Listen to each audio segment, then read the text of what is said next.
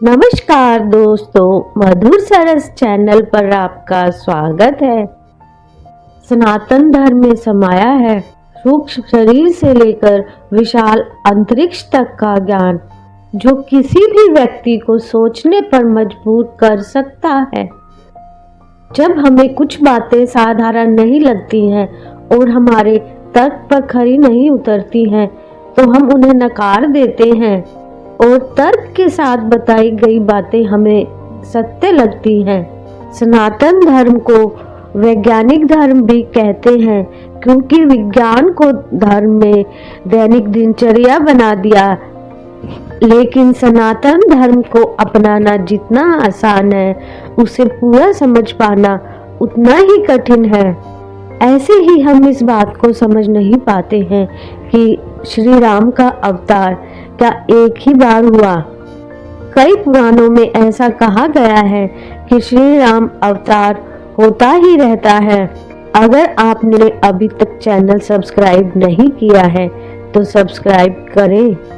त्रेता युग में भगवान राम अवतरित हुए और उन्होंने रावण का वध किया और अंत में वो भौतिक शरीर छोड़कर श्री हरि विष्णु में समा गए।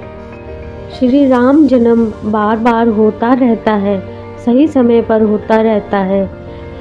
इसके हमें कई उदाहरण मिलते हैं। इसका एक उदाहरण हमें रामायण से ही मिलता है। जब श्री राम का इस धरती से जाने का समय आया, तो भगवान जानते थे कि हनुमान जी उन्हें जाने से रोकेंगे। तो भगवान राम ने अपनी अंगूठी धरती में बने एक छेद में फेंक दी। तब हनुमान जी ने छोटा रूप धारण किया और उस छेद में गए। तो वो नागलोक के द्वार पर गए और वहां श्री राम के अंगूठी के जैसी लाखों अंगूठियों का ढेर लगा था और हनुमान जी समझ नहीं पा रहे थे कि उनमें श्री राम जी की अंगूठी कौन सी है। तब वह नागराज वासुकी जी आए कि जब भी नागलोक में एक हनुमान जी आते हैं तो धरती लोक पर श्री राम भौतिक शरीर छोड़कर वैकुंठ लोक चले जाते हैं और यह अंगूठियां श्री राम की अंगूठियों का ही ढेर है। इस तरह हमें ये पता लगता है कि श्री राम अवतार एक बार नहीं होता, कई बार होता है। तो इसे समझने के लिए हमें वेदों से जानना होगा। हमारा ये ब्रह्मांड ही अकेला सिर्फ भौतिक अवस्था में नहीं है, यहाँ और कई ब्रह्मांड हैं। लेकिन हमारे वेदों में और पुराणों में सिर्फ हमारे ही ब्रह्मांड का ज्ञान है और अन्य ब्रह्मांडों का ज्ञान इतना विशाल है कि ना तो हम उसे पूरी तरह जान सकते हैं और ना ही समझ सकते हैं, जिसे आजकल मल्टीवर्स कहते हैं।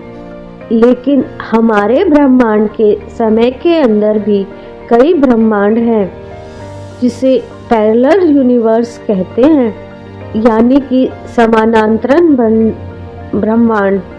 मल्टीवर्स यूनिवर्स और पैरेलल यूनिवर्स में ये अंतर होता है कि मल्टीवर्स यूनिवर्स में समय अलग होता है, रचना अलग होती है।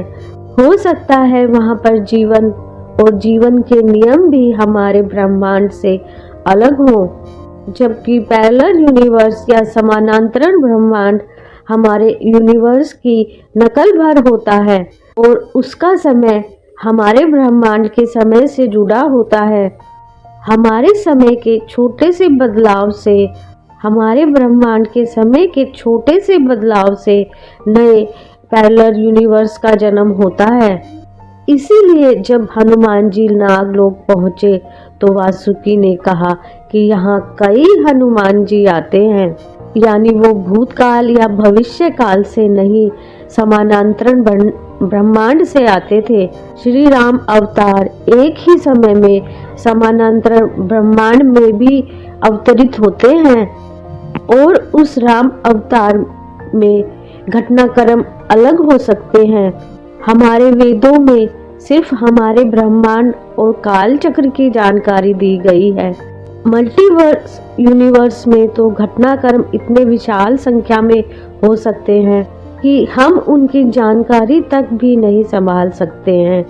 इन ब्रह्मांडों में तो भगवान शिव और भगवान विष्णु के सैकड़ों अवतार आए होंगे। हमारे लिए आज की साइंस के अनुसार सिर्फ हमारे ब्रह्मांड का ज्ञान और समय समझना ही मुश्किल है, और बहुत से ऐसे रहस्यों को जिसे विज्ञान आज तक समझ नहीं पाया है। हम सच नहीं समझते हैं। जानकारी अच्छी लगी हो तो वीडियो को लाइक करें, चैनल को सब्सक्राइब करें और अपने दोस्तों के साथ शेयर करें। धन्यवाद।